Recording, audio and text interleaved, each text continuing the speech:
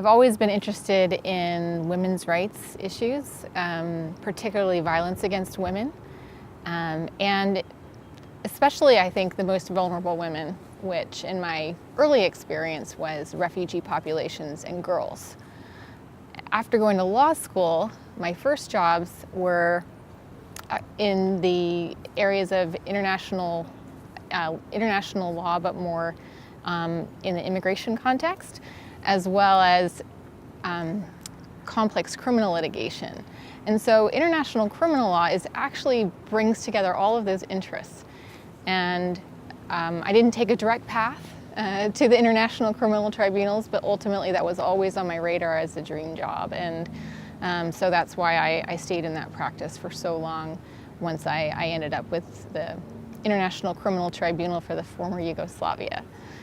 Once there, I worked on all kinds of cases, shelling of civilians, mass killings, but also sexual violence. And part of the reason is sexual violence continues to be a real challenge for prosecutors, despite the great strides that we've made in the past 100 years, in particular in the past 20 years specifically, in these international tribunals and seeking accountability.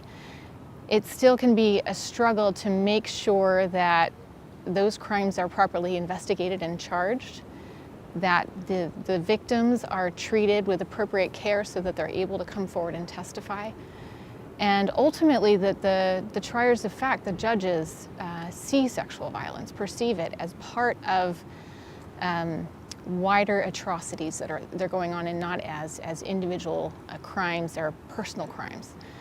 And so those challenges have kept me quite busy in my work, but have also opened the door to looking into the past to see why it's so difficult to conceptualize sexual violence as we do other crimes.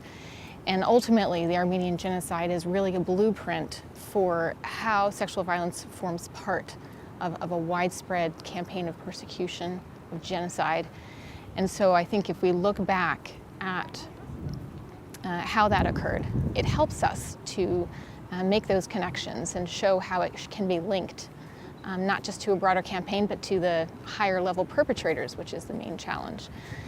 And the other thing I think that keeps me engaged is just reading the testimony of survivors, that they just put everything on the line to come forward. And I feel like making a career out of trying to give them a voice is not a bad way to use my law degree.